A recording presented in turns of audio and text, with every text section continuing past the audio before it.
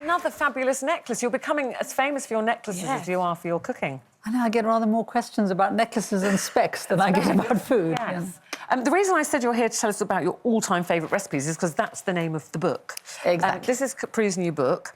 And it's 25 years since you wrote a cookery book. Obviously, you wrote fiction, but 25 years since you wrote a cookery book. So what brought you back to cookery? Well, in a sense, it was Bake Off, because I kept finding that I was pinching the baker's recipes and I was doing what cookery writers always do, which is begin to stack up little bits of paper I've got those. Yeah.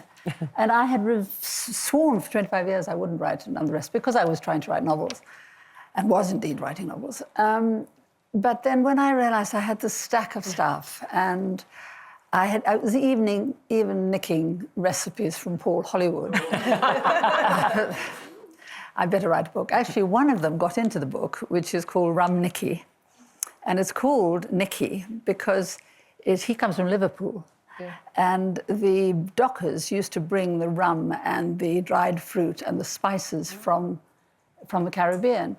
And the dockers used to nick it all. and the wives made this beautiful tart. It's like a treacle tart, but it's got a lot of rum in it. Nice. Wow. It's absolutely delicious. And have you brought I nicked it with you. How would you describe the books? You know, there's so many books now. It's like Meals in 15 Minutes or Family Favourites, and you've written so many cookery books.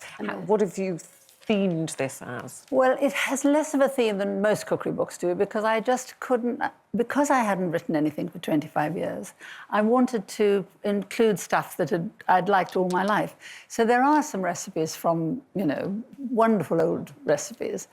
But most of it is very modern because what's been exciting about Bake Off is this whole new audience of young people.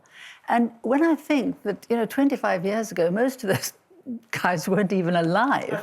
I mean, they'd never heard of me. So it was very exciting. But I read something the other day and I thought, oh, yeah, because baking is actually very different to cooking because baking's very prescriptive, isn't it? It's very science. Cookery, you can just like and that's what I'm so admiring of the bakers because they are so good at it. Now, but I don't have a lot of baking in there. I have mostly things... Prue, sorry. did you open the Daily Mail today and see that you and I are in it? No, I didn't. Nearly fell off my chair.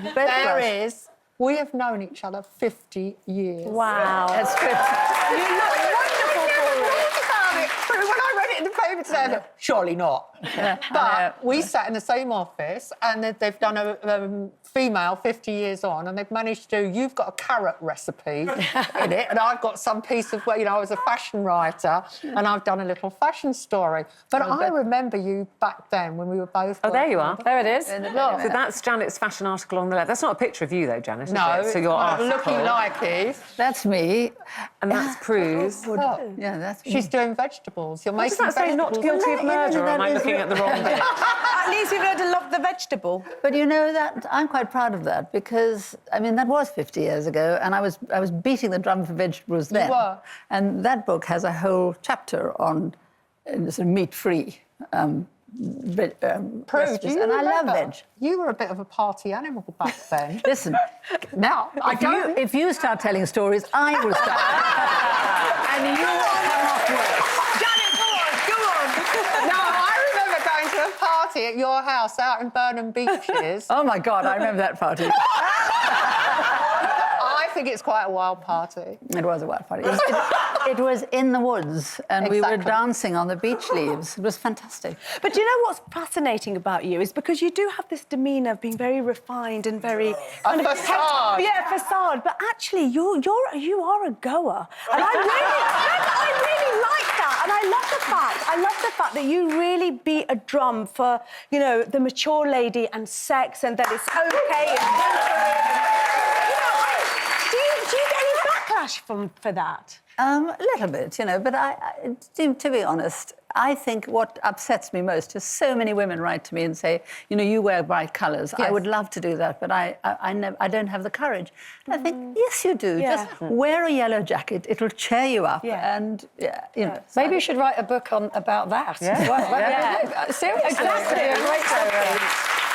you know, you found love again in Yeah. later life, because sadly you lost your husband, you were a widow, and I remember reading at the time you said, I just kind of thought I'm resigned to being grandma now, and that's fine. Yeah. Got a lovely family. And then the lovely John. And now you were set up a bit by your friends on a bit of a blind dinner date. No, not really. But we did meet each other on a. Actually, we met each other in somebody else's house. But he is amazing, and people call him my toy boy because he's 7 years younger than me. But he is great. There's one recipe in here which is called the clockwork plate, which is John. If anybody asks him, you know, you're married to Prue Leith, you must have wonderful food. He says, I live on leftovers. And there is a chapter on leftovers, but the thing he likes best is a plate which is just leftovers. I open the fridge on a Sunday night and I look at all that stuff that's in. There's a little bit of, you know, mayonnaise with crab and a little bit of something or other, whatever's in there. And I put it on biscuits or in an egg cup or make it pretty.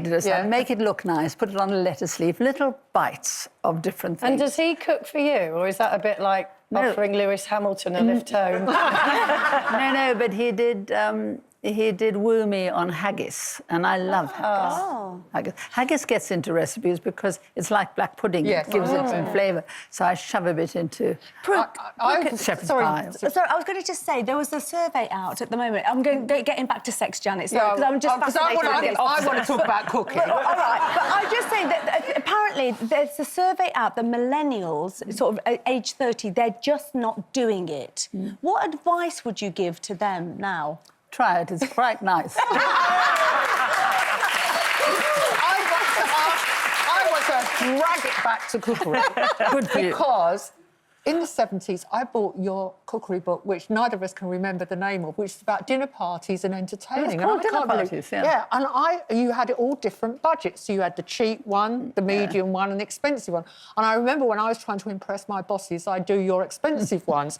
I cannot believe to this day that I took the legs off a lot of little game birds and minced them up and made... I mean, those recipes were really complicated. I know. But do you think Which food has nobody changed wants now? to, and Entertaining nobody is wants more to eat informal. like that now. Yeah. And I think that's one of the other reasons I just think this is I'm sorry to be banging on this about this book, but that's really what I want to say, is that it is such a happy book because it's easy and there are not many recipes. No. There are no mincing up of little bird's legs. and it's really because the young, particularly, have no time For anything. They're working very hard and they only have a little bit of time. But on the other hand, they're more interested in food than they were nowadays. I mean, you couldn't get a decent meal in a pub 50 years ago. You couldn't get anything on Sundays. You were expected to starve, I think. Anyway, so it's the way we eat now. It is that I interesting, isn't find it, how rather food exciting. moves with the times, because it has to.